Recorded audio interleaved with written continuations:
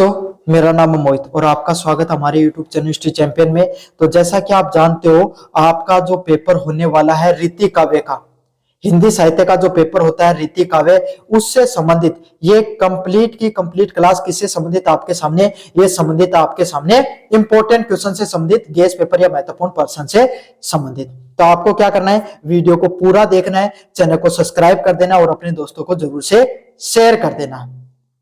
देखो, ये क्लास में आपको पढ़ाऊं इससे पहले सभी विद्यार्थियों से आपके सामने एक रिक्वेस्ट करना चाहूंगा कि भाई अपने 30,000 सब्सक्राइबर का टारगेट ले रखा है। कितने सब्सक्राइबर का? 30,000 सब्सक्राइबर का। ज्यादा आप एक विद्यार्थी जो इस वीडियो को देख रहे हो, आप सब्सक्राइब कर दो। देखो, इसका फायदा क्या होगा, एक तो आप 30,000 फैमिली के मेंबर बन जाओगे, साथ के साथ आपके जो भी रीति काव्य से संबंधित आके वीडियो क्लासेस भी मिलेंगी। और एग्जाम से पहले ना बहुत सी इंपॉर्टेंट चीजें मास्टर क्लास डालता हूँ, सारे पर्सन वहीं से आते हैं। तो आपको उसका नोटिफिकेशन कैसे पता चलेगा वो क्लास एग्जाम से पहले? क्योंकि अगर आपने चैनल को सब्सक्राइब करके अगर वो बेल आइकन दबा रखा होगा ना, तभी आप उस क्लास का नोटिफिकेशन आपको मिलेगा। तो अगर एग्जाम से पहले वो इंपॉर्टेंट क्लास देखना चाहते हो, चैनल को सब्सक्राइब कर दो।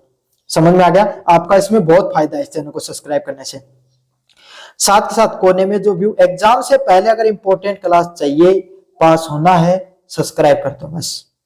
कोने में व्यू प्रोडक्ट वाला ऑप्शन दिखाई देगा, इस पे क्लिक करके अगर फ्लिपकार्ट और मित्रा से कोई प्रोडक्ट खरीदोगे, सबसे ज्यादा डिस्काउंट देखने को मिलेगा, जरूर से कर लेना आपके सामने।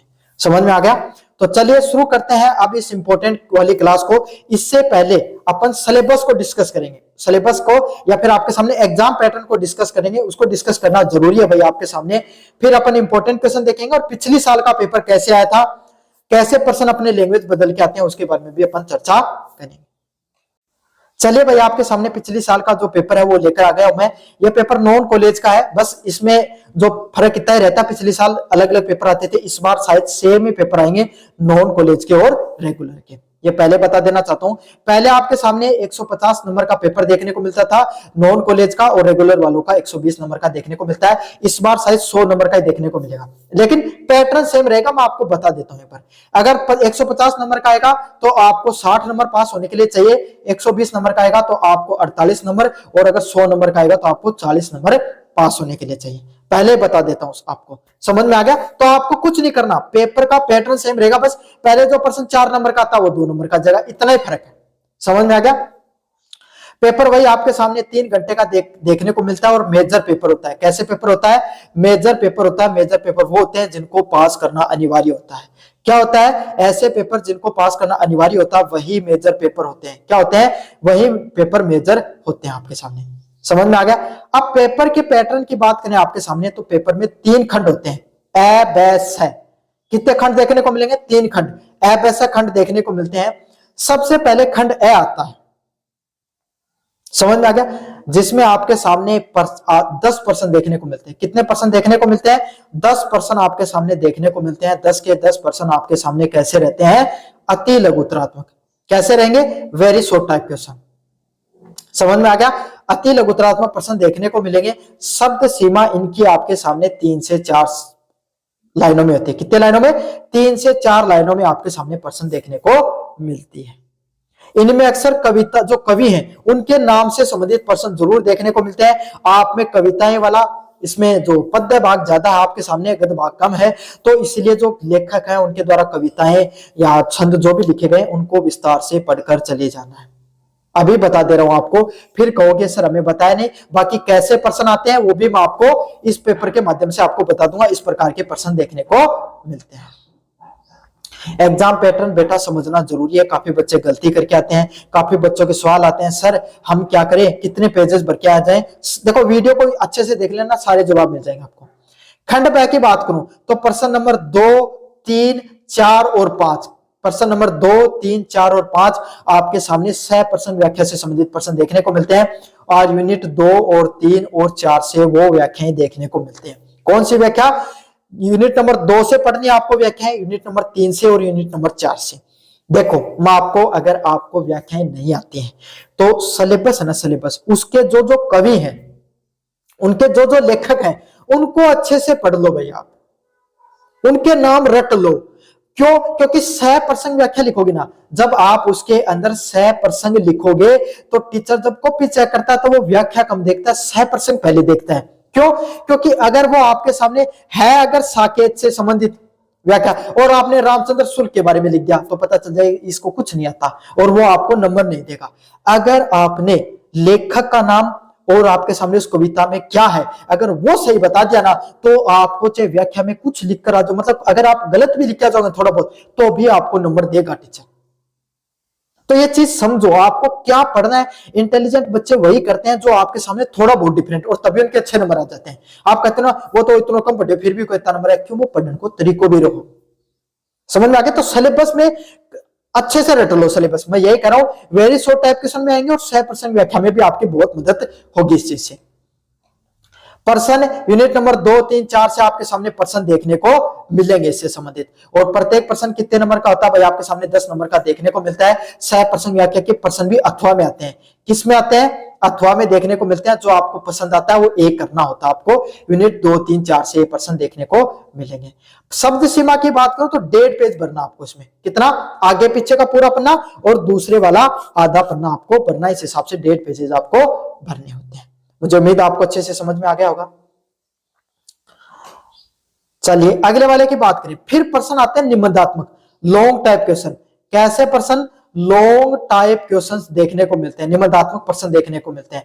लॉन्ग टाइप क्वेश्चनों की बात करें आपके सामने प्रश्न नंबर 6, 7, 8, 9 देखने को मिलते हैं। यूनिट फर्स्ट से 2 प्रश्न, यूनिट सेकंड से 2 प्रश्न, यूनिट थर्ड से 2 प्रश्न और यूनिट 4 से 2 प्रश्न। 4 प्रश्न आपको करने होते हैं। प्रत्येक यूनिट से 2-2 प्रश्न आएंगे, रथवा में आएंगे। समझ में आया? किस किस प्रकार के प्रश्न आएंगे लास्ट में देखेंगे अपन। ये पूरा पेपर आपको दिखाऊंगा ताकि आपको आइडिया लग जाएगा कि इस प्रकार के प्रश्न देखने को मिलते हैं।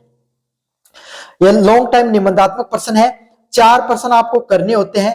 प्रत्येक प्रश्नों की शब्द सीमा की बात करें तो लगभग 300 शब्दों में शब्द सीमा करनी होती है। कितने शब्दों में? मतलब 300 शब्दों में इनको आपको बनाना होता है। 2.5 पेज, आगे पीछे का 1 पेज, दूसरा आगे पीछे का 1 पेज और तीसरा आधा पेज आपको भरना होता है। तो इस हिसाब से आपको लगभग अगर मैं बताऊं तो 2.5 पेज आप भरकर आ जाना। कितने पेज भरकर आ जाना? 2.5 पेज आपके सामने आपको भरकर आ जाने। काफी बच्चों के सवाल आते हैं, सर कितने पेज भरकर आऊं ताकि मैं पास हो जाऊं? क्या ज्यादा पेज भरने से ज्यादा पर पास होता हूं? ये होता है वो होता है? अरे कुछ नहीं होता। मैं बताता हूं आपको, यूनिवर्सिटी के डिमांड है 15 से ज्यादा पन्ने आप कम से कम भरो। समझ में आ गया? 15 से ज्यादा अगर आप पन्ने भर गया तो बढ़िया बात है। 15 तक तो आप भर के ही आओ, ये लिखा होता है भाई इसके अंदर। समझ में आ गया? ये हवा बना रखा है, इतने भर के हो जाता नंबर, अरे कुछ कोई नहीं देता। अच्छा कंटेंट लिख कर आओ।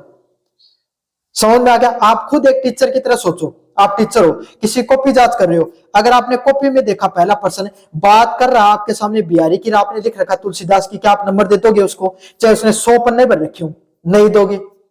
किस में दोगे? उसने बिहारी पे लिख रखा है और एकदम बढ़िया से लिख रखा है, चाहे उसने 4 लाइन लिख रखी है और एक बच्चे ने 30 लाइन लिख रखी है, लेकिन 30 लाइनों को महत्व ही नहीं, क्योंकि आपने पूछा कुछ और उसने उत्तर दिया कुछ और है। तो बच्चों भ्रम को छोड़ो, जो मैं पीडीएफ देता हूं उसको पढ़ लिया करो, उसमें इनफ कंटेंट है और 15 पेजेस भर के आ सकते हो उससे आराम से और अच्छे अंक ला सकते हो। बस फालतू के चक्रों में पढ़ना छोड़ो, इतना पेज भरो, वो भरो, ये भरो, 15 पेजेस इनफ होते हैं कॉलेज एग्जाम को पास करने के लिए। चलिए अब इंपॉर्टेंट क्वेश्चनों की बात करें। यूनिट फर्स्ट का जो पहला इंपॉर्टेंट क्वेश्चन है, रीति काल इतिहास एवं प्रवृत्तियां। किससे संबंधित? आपके सामने रीति काल के इतिहास क्या रहा, उसकी क्या क्या प्रवृत्तियां रही, उसके बारे में आपको विस्तार से बताना है। काफी ज्यादा मोस्ट इंपॉर्टेंट पर्सन है भैया। समझ में आ गया? क्या प्रश्न है? रीति काल की राजनीति, सामाजिक व धार्मिक एवं सांस्कृतिक परिस्थितियों का निरूपण कीजिए। मोस्ट इंपॉर्टेंट प्रश्न है, रीति काल की राजनीति कैसी थी, उस समय की सामाजिकता कैसी थी, उस समय का धार्मिक जीवन कैसा था और उस समय की सांस्कृतिक परिस्थितियां कैसी हुआ करती थी, उसके बारे में विस्तार से बताना है। मोस्ट इंपॉर्टेंट पर्सन है। कैसा पर्सन है? मोस्ट इंपॉर्टेंट पर्सन है। रीति काल की राजनीति, सामाजिकता, धार्मिक व सांस्कृतिक परिस्थितियों के बारे में आपको विस्तार से बताना है। मोस्ट इंपॉर्टेंट पर्सन है, एग्जाम में पर्सन आएगा भाई, अच्छे से कर लेना। अगले वाले पर्सन की बात करें आपके सामने, अगले वाले पर्सन की बात करूं आपके सामने, रीति के जो रीति काल है उसकी विवेचना करते हुए रीतिकालीन साहित्य के प्रमुख प्रवृत्तियों के वर्णन कीजिए। क्या करना है? रीति के विवेचना करते हुए रीतिकालीन साहित्य की मुख्य विशेषताओं के बारे में आपको बताना है। मोस्ट इंपोर्टेंट पर्सन, अच्छे से कर लेना है इसको।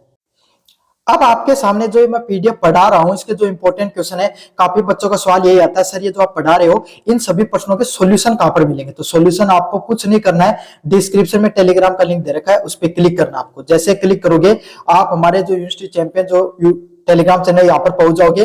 यहाँ पर आने के बाद में ऊपर की तरफ हिस्ट्री चैंपियन पे क्लिक करना है। जैसे क्लिक करोगे आपके सामने एक फाइल वाले ऑप्शन पे क्लिक करना आपको। ये फाइल वाला ऑप्शन है, यहाँ पर क्लिक करोगे आपके सामने कोने में आपको सर्च वाला ऑप्शन मिलेगा। क्या मिलेगा? कोने में सर्च वाला ऑप्शन मिलेगा और यहाँ पर आपको सर्च करना है। क्या सर्च करना? आपके सामने हिंदी, HINDI,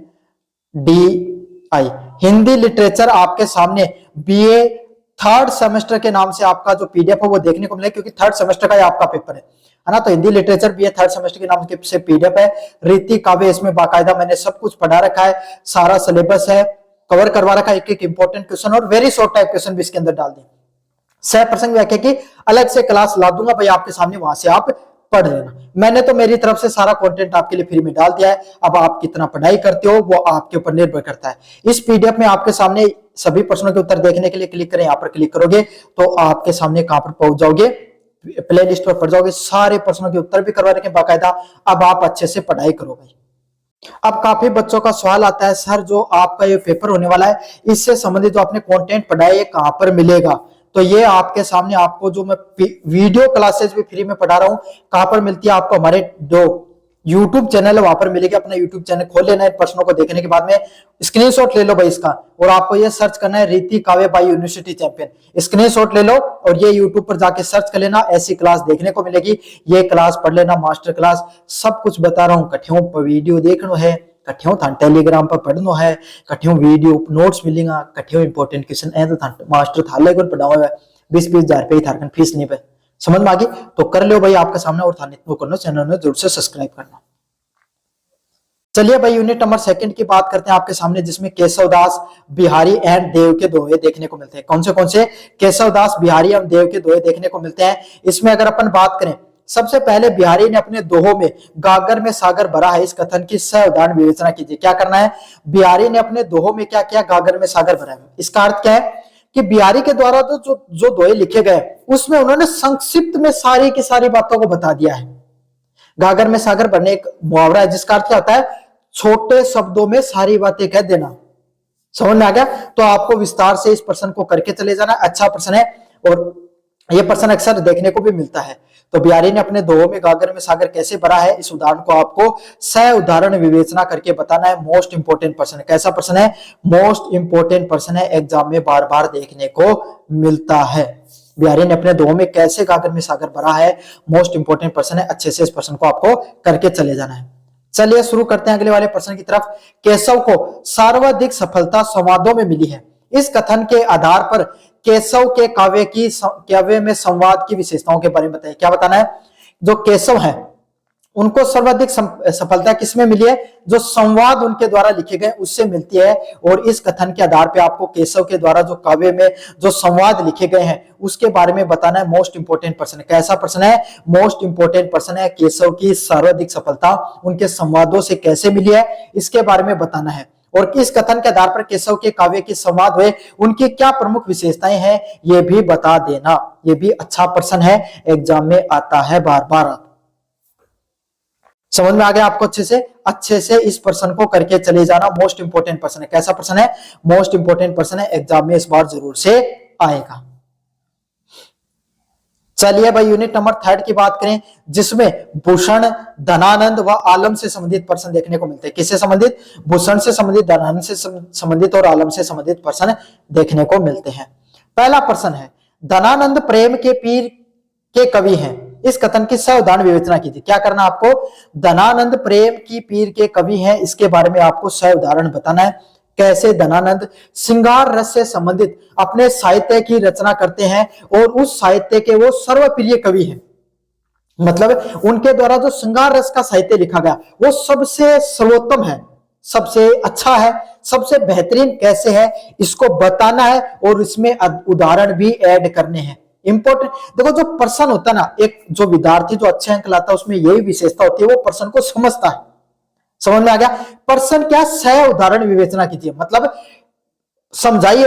उनके लिखने का जो स्टाइल है उसके बारे में भी बताना, आपको कला पक्ष भी बतानी है, लेकिन उदाहरण भी देने हैं और उसके साथ उनको एक्सप्लेन भी, व्याख्या भी करनी है। इस प्रकार से अगर आप करके आओगे तो आपको अच्छे अंक मिलेंगे। चलिए भाई अगले वाले प्रश्न की तरफ बढ़ते हैं। भूषण वीर रस के अप्रीतम कवि हैं, इस कथन के आधार पर भूषण काव्य में निहित वीर रस की निरूपण कीजिए। क्या करना आपको, जो भूषण है वो वीर रस के अप्रीतम कवि है, मतलब जो भूषण है वो वीर रस के सबसे अच्छे, सबसे शानदार और सबसे महान कवियों में से किसको जाना जाता है, भूषण को जाना जाता है। अच्छा प्रश्न है, क्यों जो आपके सामने भूषण है उनको वीर रस के अप्रीतम कवि के रूप में क्यों जाना जाता है, अच्छे से आपको बताना है। इस कथन के आधार पे आपको भूषण की जो काव्य में निहित जो वीर रस है उसके बारे में आपको निरूपण करना है। मोस्ट इंपोर्टेंट प्रश्न, कैसा प्रश्न है, मोस्ट इंपोर्टेंट प्रश्न है, एग्जाम में बार बार आता है, अच्छे से कर लेना। भूषण को वीर रस के महानतम कवियों के रूप में क्यों जाना जाता है, समझ में आ गया। तो उनके वीर रस की विशेषताएं बतानी है और उनके एक दो उदाहरण भी बता देने जिसके अंदर वीर रस आपको देखने को मिलता है। चलिए यूनिट नंबर 4 की बात करें, जिसमें पद्माकर और सेनापति से संबंधित प्रश्न देखने को मिलते हैं। पहला प्रश्न है, पद्माकार के काव्य में श्रृंगार, भक्ति व वीर रस की त्रिवेणी प्रभावित होती है। मतलब पद्माकार के द्वारा जो साहित्य लिखा गया उसमें श्रृंगार रस भी है, उसमें भक्ति रस भी है और वीर रस भी है। तीनों के तीनों रसों को वो एक साथ लेकर चलते हैं, समझ में आ गया। तो ये अद्भुत कवियों में से एक कवि हैं जिनके काव्य में प्रेम की भी बात होती है, भक्ति की भी बात होती है और साहस की भी बात होती है। तीनों के तीनों आपके सामने, सारे के सारे आपके सामने तीनों के तीनों जो मुख्य कवि हैं उनके अंदर तीनों के तीनों रस देखने को मिलते हैं। और इस कथन को आपको क्या बताना है, सह उदाहरण बताना है। क्या करना आपको, सह उदाहरण आपको बताना, आपके सामने उदाहरण भी देना है और आपके सामने सह उदाहरण का अर्थ यही होता है जो जहां पर सह उदाहरण देखने को मिले विशेषताएं भी बताओ। और अगर आपको उदाहरण याद करके जाओ, भाई नंबर चाहिए तो अच्छे से याद करके जाओ उदाहरण को, और उदाहरण भी बताना आपको। अगले वाले प्रश्न की बात करें, सेनापति के काव्य में निरूपित काव्य प्रकृति की विवेचना कीजिए। क्या करना है, सेनापति का जो काव्य है उसमें प्रकृति का चित्रण कैसे देखने को मिलता है, क्या देखने को मिलता है, हमारी जो प्रकृति है उसकी जो जितनी खूबसूरती है उसके बारे में सेनापति ने कैसे मानवीकरण किया है, समझ में आ गया। बहुत खूबसूरत है सेनापति के द्वारा जो साहित्य लिखा गया वो, तो इसके बारे में आपको विस्तार से बताना है। तो ये टॉप 8 क्वेश्चन है जो आपको अच्छे से करके चले जाने हैं। अब अपन पढ़ेंगे पिछले साल का पेपर किस प्रकार से आया था, ताकि आपको आइडिया लग जाए भाई। और इस वीडियो को स्किप मत करना, ये बहुत इंपॉर्टेंट है, आपको पता चल जाएगा कि इस प्रकार के प्रश्न देखने को मिलते हैं एग्जाम में, समझ में आ गया। वेरी शॉर्ट टाइप क्वेश्चंस की बात करें तो पहला प्रश्न है, आचार्य रामचंद्र शुक्ल के अनुसार रीति काल की समय निर्धारित कीजिए। मैंने क्या बताया था, कवियों को पढ़ लो भाई अच्छे से, उनके बारे में पूछेंगे, कैसे ही पूछो चाहिए। अब देखो रामचंद्र शुक्ल को पूछ लेना रीति काल के किस समय काल के कवि हैं, आ गया ना प्रश्न, अच्छा अच्छे से पढ़ लेना इसको। अगले वाला प्रश्न है, रीतिबद्ध व रिक्ति मुक्त काव्य क्या होते हैं। रीतिबद्ध वो काव्य होता है जिसके अंदर क्या नियम कायदों के अनुसार लिखा जाता है, रीति मुक्त में नियम कायदों के अनुसार नहीं लिखते हैं, ग्रामर को इतनी महत्व नहीं दी जाती, अपने मन में उस हिसाब से लिखते हैं। बिहारी को रीति सिद्ध कवि क्यों कहा जाता है, बताओ भाई, समझ में आ गया। रीति काल में लक्षण ग्रंथ से आप क्या समझते हैं, तो रीति काल में लक्षण ग्रंथ हुआ करते थे, वो क्या होते थे उसके बारे में आप क्या समझते हैं, उसके बारे में आपको बताना है। अगले वाला प्रश्न है, धनानंद को रीति मुक्त काव्य धारा के प्रतिनिधि कवि क्यों कहा जाता है, क्यों कहा जाता है भाई धनानंद को। मैं बार बार कह रहा हूं, पढ़ लेना, कवियों को आएंगे प्रश्न यहां से, इस बार भी आएंगे, समझ में आ गया। उनके बारे में पूछेगा कहीं ना कहीं आपसे। पद्माकर के काव्य की प्रकृति का चित्रण कीजिए, किस प्रकार से किया गया, मतलब पद्माकर की जो काव्य है, काव्य प्रकृति का चित्रण किस प्रकार से किया गया, आपको विस्तार से बताना, काफी ज्यादा मोस्ट इंपोर्टेंट प्रश्न है। अगले वाले प्रश्न की बात करें, कवि देव की किन्हीं दो कला काव्य कृतियों का नाम लिखिए। क्या कवि देव के द्वारा दो काव्य कृतियां लिखी गई उसके बारे में आपको विस्तार से बताना है, काफी ज्यादा मोस्ट इंपोर्टेंट प्रश्न है। सेनापति कर्तपद काके ते कराल काल कूट कंठ माज लसे की भावार्थ को स्पष्ट कीजिए। तो छोटे से शब्द का आपके सामने भावार्थ भी आ गया है, देख लो किस किस प्रकार के प्रश्न आ रहे हैं, ऐसे प्रश्न आपके भी आएंगे। कुलेन में केले के कछारन में कुंजन में पद्माकर्त कर्त की इस पद की चित्रित प्रकृति सौंदर्य के बारे में संक्षेप में बताइए। मतलब कुलेन में केली के कराछन में कुंजन पद्माकर्त कर्त इस पद की जो चित्रित प्रकृति है उसके बारे में बताना, मोस्ट इंपोर्टेंट प्रश्न एग्जाम में देखने को मिलता है। रीतिबद्ध काव्य धारा की किन्हीं तीन विशेषताओं के बारे में बताइए। क्या बताना है, रीतिबद्ध काव्य धारा की कुछ 3 विशेषताओं के बारे में बताना है। कौन कौन सी वो 3 प्रमुख विशेषताएं जिससे संबंधित प्रश्न देखने को मिले थे। मोस्ट इंपोर्टेंट प्रश्न है, एग्जाम में बहुत बार आता है, अच्छे से कर लेना। चलिए व्याख्या करनी है आपको। व्याख्या का देख लो भाई, इस प्रकार का प्रश्न देखने को मिला था। अगले वाली व्याख्या ये वाली आई थी, इनको आप अच्छे से देख लो भाई। अगली वाली ये आई थी, उससे जो जरती जरती जिन वाली आई थी, और अति शुद्धा वाली आई थी, और ये आई थी। तो यह आपके सामने कुछ प्रमुख आपके सामने क्या देखने को मिली थी, जो व्याख्याएं देखने को मिली थी, 100% व्याख्या। समझ में आ गया। चलिए प्रश्नों की बात करें जो आपके लिए बहुत ज्यादा महत्वपूर्ण है। रीतिकाल के नामकरण का उल्लेख करते हुए रीतिकाल की परिस्थितियों के बारे में वर्णन कीजिए। मतलब रीतिकाल का नामकरण बताना है और रीतिकाल में कैसी परिस्थितियां हुई उसके बारे में आपको विस्तार से बताना है। मोस्ट इंपोर्टेंट प्रश्न है। कैसा प्रश्न है? मोस्ट इंपोर्टेंट प्रश्न है, एग्जाम में बार बार देखने को मिलता है, अच्छे से कर लेना। रीतिकाल की सामान्य प्रवृत्तियों की विवेचना कीजिए। रीतिकाल की जो सामान्य प्रवृत्तियां किस प्रकार की होती हैं उसके बारे में आपको बताना है। मोस्ट इंपोर्टेंट प्रश्न है। कैसा प्रश्न है? मोस्ट इंपोर्टेंट प्रश्न है, एग्जाम में बार बार देखने को मिलता है। रीतिकाल की सामान्य प्रवृत्तियों के बारे में आपको विस्तार से पढ़ लेना है, अच्छे से कर लेना है, प्रश्न आता है एग्जाम में। कवि केशव कर्त रामचंद्रिका के काव्य सौंदर्य के उद्घाटन कीजिए। क्या बताना? कवि केशव कर्त रामचंद्रिका में काव्य सौंदर्य क्या किस प्रकार का रहा उसके बारे में विस्तार से बताना है। आएगा ये प्रश्न, अच्छे से करके चले जाना आपको। कवि बिहारी के दोहे गागर में सागर भरते हैं, इस कथन का 100 उदाहरण स्पष्ट कीजिए। क्या है? कवि बिहारी के दोहे होते हैं वो गागर में सागर किस प्रकार से भरते हैं, इसको 100 उदाहरण बताना है। सेम टू सेम प्रश्न मैंने बताया, सेम टू सेम आया है, आएगा, अगली बार भी आएगा, देख लेना आप। कवि धनानंद के काव्य श्रृंगार में वियोग पक्ष का मैंने बताया था ना, धनानंद का वियोग और वीर रस वाला सेम प्रश्न है। इसमें वियोग श्रृंगार पूछ लिया, इस बार संयोग श्रृंगार आएगा, पढ़ लेना। कवि देव के काव्य में भाव पक्ष व कला पक्ष बताइए। काव्य सौंदर्य, कवि देव की काव्य सौंदर्यों के बारे में पूछ रहा है। समझ में आ गया? इस प्रकार के प्रश्न आपके एग्जाम में आएंगे। कवि पद्माकर की काव्य की प्रकृति चित्रण के बारे में बताइए। यही प्रश्न मैंने आपको बताया था कि कैसे प्रकृति चित्रण किया है। कवि सेनापति की काव्य विशेषताओं के बारे में बताइए। तो आपको क्या पता चला, लॉन्ग टाइप क्वेश्चन में जो भी कवि है उनकी काव्य सौंदर्य पढ़ के चले जाना। 1 से 2 प्रश्न ऐसा कैसा देखने को मिलेगा। समझ में आ गया?